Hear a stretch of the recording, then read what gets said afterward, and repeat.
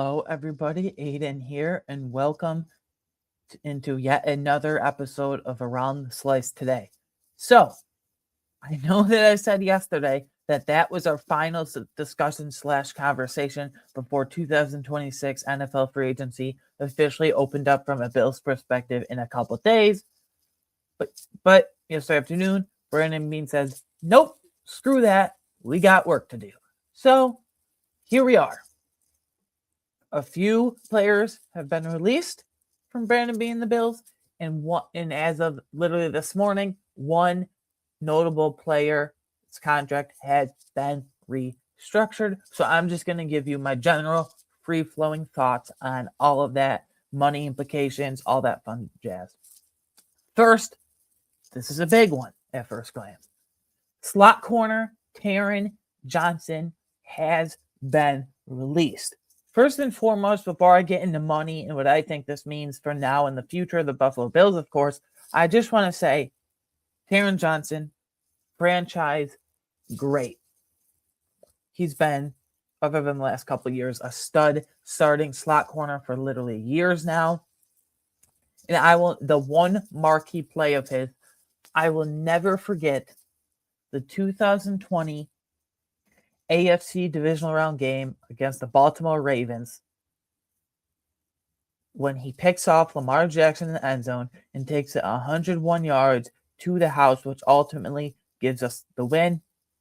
Absolute chills. The announcers seeing it live. I will never forget where I was. Yeah, on my couch with my family, but I'll never forget what I was thinking in that moment. So I just want to recognize Taron Johnson from that. But unfortunately, we have to talk about 2025. Last season, spade to spade here, let's just call it like it is.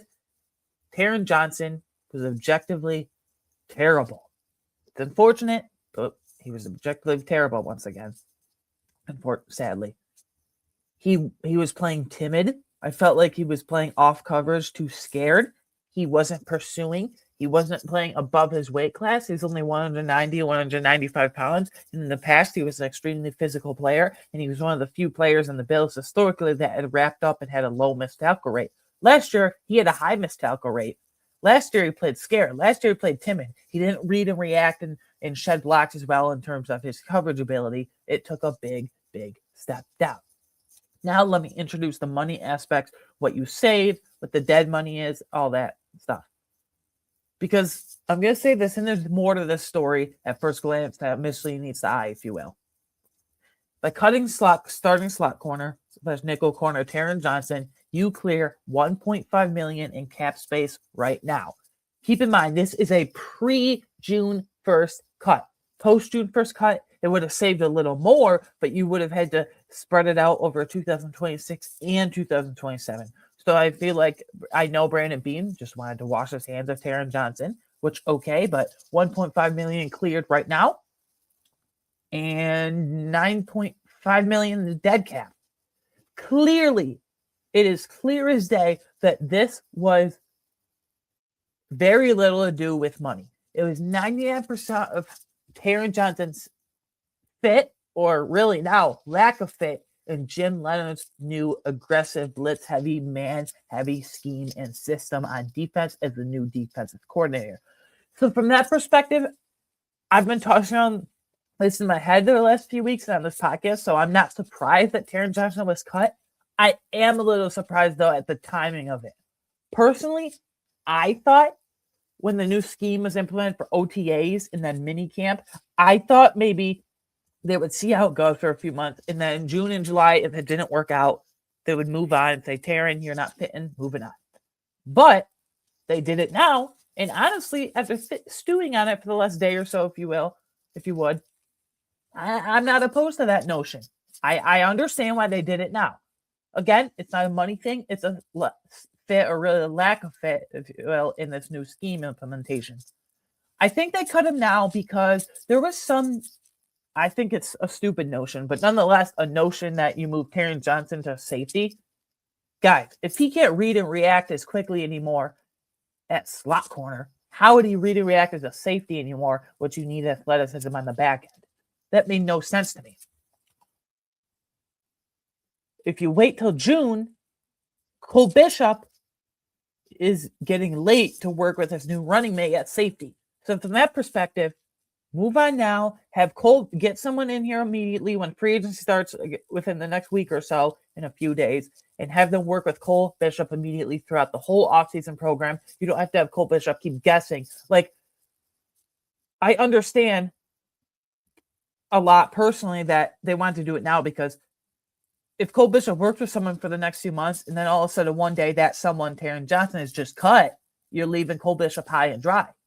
So I'm pretty sure they wanted to give Cole Bishop time in the entire offseason to work with someone and not have him randomly change teammates in the back end in literally June or July or so. That's just what I think. So very little to do with money and a ton, for the 99.9% most part, to do with lack of scheme versatility. Now I want to talk about potential free agent options at slot corner position. We have some intriguing low investment free agents that we could bring back, like a Darnell Savage. I'm curious to see what he does for a full offseason. Cam Lewis, if we bring him back. I personally think that Cam Lewis should be a starter, but this staff clearly doesn't. Like, he's been in the system for 8 years now as a UDFA to UB way back when in 2019. If it was going to happen, it would have happened already by now. So unfortunately, he's just never going to be viewed as a starter. And then we have Jordan Hancock, who is kind of a tweener. Is he a safety? Is he a slot corner? But he really struggled. Like, he's a really good tackler, but in terms of coverage, you saw that he got his ass busted right away in coverage against the Jaguars, and then he got his ass busted again right away against the Broncos, right over his freaking head. That led to our demise. So you need a legit starting slot corner. I know there's some parallels, quote unquote parallels, that people have been bringing up. Well, Cole Bishop was not very good in year one when he was in there, and then year two he was awesome, and Jordan Hancock, blah blah blah. Guys, the investment and draft capital situation is totally different. Cole Bishop was a second-round pick. He was supposed to be a starter in year two and beyond, like he has to come. Jordan Hancock's a fifth-round pick. Over half the time, damn near, those guys don't even make opening day roster. So Jordan Hancock was just lucky to make this roster, and I don't think he has the coverage ability to be that slot corner. Brandon Beane can't go heavy everywhere. I think he's going to spend at wide receiver, like we saw with DJ Moore, and defensive line, and hopefully linebacker. Those are the big three spenders positions, if you will.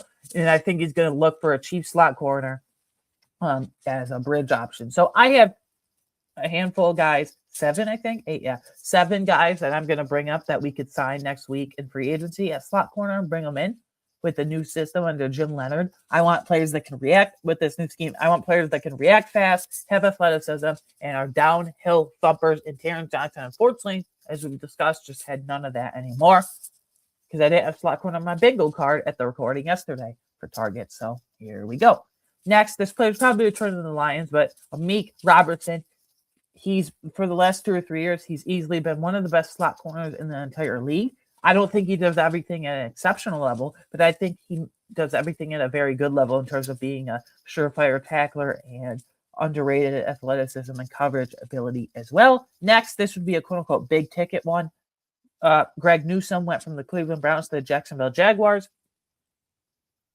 And when he got to the Jaguars, they kind of toyed around with him at outside corner. I think he's a good outside corner, but I think he has the makings to be a great slot corner. So don't make him a tweener anymore. Bring him in and make him a full-time slot corner. What do we have here? I kind of messed this up. Roger McCreary. We have Roger McCreary, who, if you remember, in my I wasn't doing this podcast back then, but in 2022, instead of Kyer Elam and Andrew, instead of Kyer Elam, I really wanted Roger McCreary. I understand that he's basically a slot-only player, but this is a reclamation project. Titans traded him to the Rams, and then Rams wanted more out of him. But for a system like Jim Leonard, I think is a very aggressive tackler. He's okay in coverage. He can get better in there for sure, but this would be making an upside reclamation project. And then we have Alex Austin, who was actually drafted by the Bills a few years ago in the 6th round, and he was then signed with the Patriots in the last couple of years. He's been a very key reserve for the Patriots at both outside corner and slot corner. This would not be a surefire starter. Maybe you have an open competition between him and Jordan Hancock, and then bring back Cam Lewis. But that's okay. This is the biggest big ticket, if you will, quote unquote big ticket by far. Bust Brown, on Tarek Brown. Outside corner, inside corner. He's not going back to the Jaguars. They have a plethora of corner options, not even to mention Travis Hunter.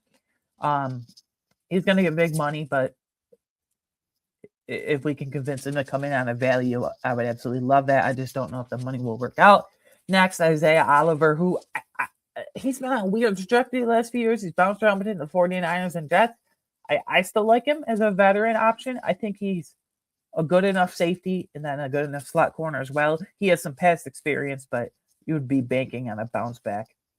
Next, CJ Gardner-Johnson. I also touched on this for safety yesterday in my targets episode, and you can check out now. Wink, wink. Shameless plug there. If you can curtail the attitude issues, because he's a weirdo teammate and a weirdo locker room cancer and presence, but if you can curtail that, then why not? Next, this is low risk, high reward. Christian Izien. Bucks have a plethora of corners, and they started him at slot corner in his early years over the last couple of years, but they drafted a few guys. I really like Christian Izien. I don't think no one talks about him, and I think he's a very physical tackler, and he's pretty underrated in coverage as well. Anyways, moving along, a move that was so expected it ain't even funny anymore. Wide receiver Curtis Samuel has been released. Let me give you some numbers here. We paid him $16 million over 2 years to total 38 catches for 334 yards and no touchdowns. Okay? Well, let me put it to you again. $16 million over 2 years for 38 catches, 334 yards, and 6 touchdowns. Former Joe Brady disciple, if you would. Oh, wait, he's going to be so great. Maybe we keep him with Joe Brady. He can take screens to the house. We can use him on Jets. No. We traded for DJ Moore, signed like a Rashid Shaheed in free agency, and signed some gadgety day 3 prospect that can literally do the same thing with more upside than Curtis Samuel at this point in their respective careers. This was the most obvious thing in the world. $6.1 million in cash space cleared. That's good. It's just disappointing that two offseasons ago we signed Curtis Samuel in March of 2024. One offseason ago we signed Josh Palmer in March of 2025, and each are flops. Curtis Samuel was just bad, but Josh Palmer was injured last year, playing injured the whole year. But Samuel specifically, $6.1 million cleared in cap space cleared in about half, $3.5 million dead cap hit. I could care less about the dead cap this entire time. You need to move on. It's a talent thing. It's an injury thing. Lack of talent, lack of health, whatever the hell you want to say. Move the hell on.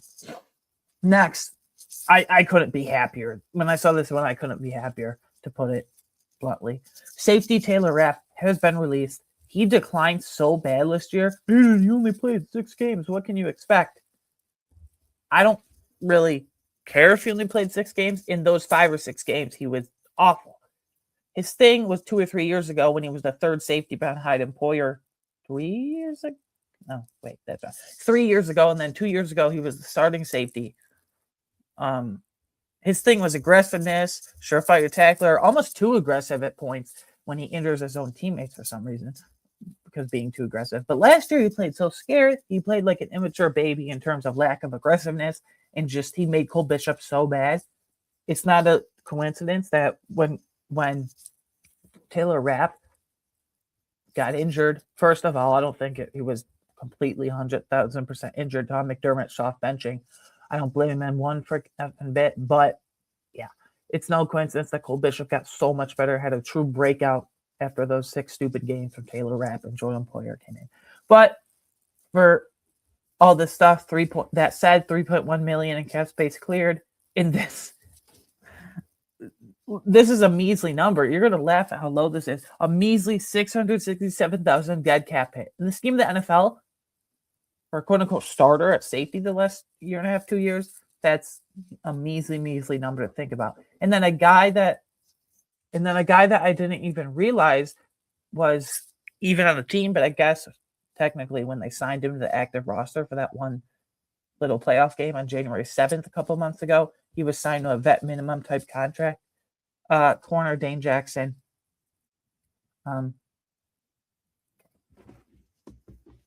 So anyway, corner Dane Jackson. I don't know. You guys know how I feel about him. I've not been a fan the last any amount of years. Anyway, defensive tackle Ed Oliver has also been restructured, and that creates $10.26 million in salary cap space cleared.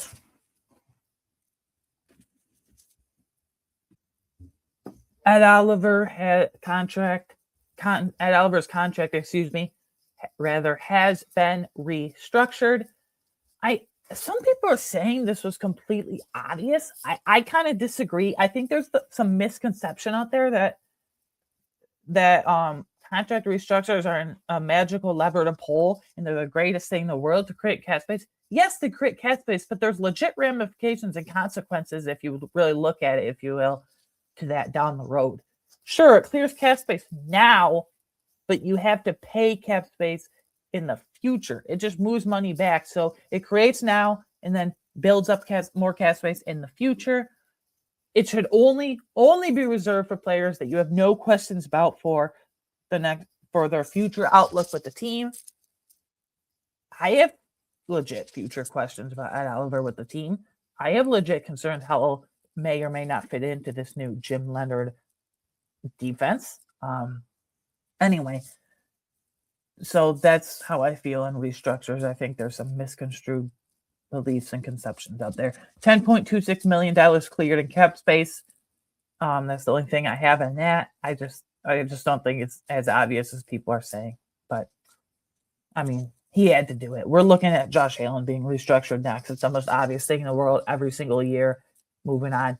And then some people have said Deion Dawkins should absolutely be restructured. I disagree. I also have concerns about his long-term outlook. I think he was top of the league in penalties in terms of false starts and holding penalties respectively last season in 2025, rather, mainly specifically. So I have concerns about that as well. I would not do that, but some people are clamoring for it. And basically everyone but me is clamoring for it. Anyways, guys, my big one takeaway is the Taron Johnson thing. Cut rather. Yeah, there's some placement options that I introduced, but Brandon Beane cutting him right now, especially the timing of it, signals to me that Brandon Beane is at least willing to move on from longtime veterans, longtime staples, if you would, of this franchise for the last handful of years. I feel like Dawson Knox could be next. I'll honestly be surprised if Dawson Knox is next, or isn't next, rather. Some people say he can go for an extension. I disagree with that. You have a true flex tight end that needs to play all games, and Dalton Kincaid, his snap count is too low for my liking to begin with. Then you have a kick-ass blocker who's legitimately one of the best blocking times in the league as a whole already in Jackson Hawes, and then you can get some low-cost veteran option that has a good mix of receiving ability and blocking ability as a whole, specifically just like Dawson Knox did for all these years and still has. So I like that Brandon Beane is transitioning. So yeah, okay. I promise. Barring anything nuts, because who knows at this point leading up to free agency, that is our final conversation before 2026 NFL free agency opens for the Buffalo Bills, specifically in a couple days. Quick thing here, just PSA if you would, follow me along here. 2026 NFL free agency opens in a couple days on Monday, March 9th. The legal negotiating window Monday, March 9th at 12 p.m. Eastern, at noon Eastern. And then a couple days later on Wednesday, March 9th at 12 p.m. noon Eastern, players can officially, quote unquote, sign in the dotted line and is now official and will be announced by the team. This is great. I've produced and released a lot of content this past week, but it's my passion, so I'm not complaining. I just want to give you guys that content that I have released that you can check out on both the audio feed and if you're watching on YouTube with the YouTube channel. So within the past week, 4 episodes, I have a backlog, a catalog even, if you'd so call it. 2026 NFL free agency offensive targets for the Bills that they could sign. 2026, these are all separate episodes. 2026 defensive free agents for the Bills that they could sign. And then I did a little short instant 10 to 15 minutes or so, a little short instant reaction to the DJ Moore trade, breaking down the money, breaking down what I like, what I don't like, the compensation, all that. And then, of course, this episode here today. Bills updates as of Saturday, March 7th at the time of this recording. If you're not tuned in and checked all that out, again, whether on the audio side, video / YouTube side, greatly appreciate it. Speaking of which side you're on, you can watch or listen to this podcast on YouTube, Apple, Spotify, or wherever you get your favorite podcasts. Please follow me on Twitter /X at AYNR13. That feed will be busy next week. My instant raw reactions to Buffalo Bills news or any other general NFL news as a whole, like Max Crosby was traded last night as at the time of this recording, and boom, we were going nuts on Twitter /X. So, yeah, if you're watching on YouTube, please like and subscribe to the channel. I greatly appreciate it. Speaking of watching on YouTube, let me know down in the comments below. Are you surprised by any of these signings? I'm not surprised, or any of these moves. I'm not surprised that for example, I'm not surprised that Taron Johnson was released, but I'm surprised at the timing of it. But I break that all down as to probably why Brandon Beane, the company, did it. Anyways, guys, barring anything nuts, we're good. I'll see you in a couple of days when free agency opens. I hope this is our final conversation, but ball is always rolling around here, so who knows? Yeah, I will see you guys next week. It's going to be chaotic as hell in the best, most fun way possible. Double uploads per day. You just got to keep your head on a swivel. So yeah, chaotic, but chaotic fun nonetheless. See you guys next time. Thank you for the support as always. Goodbye.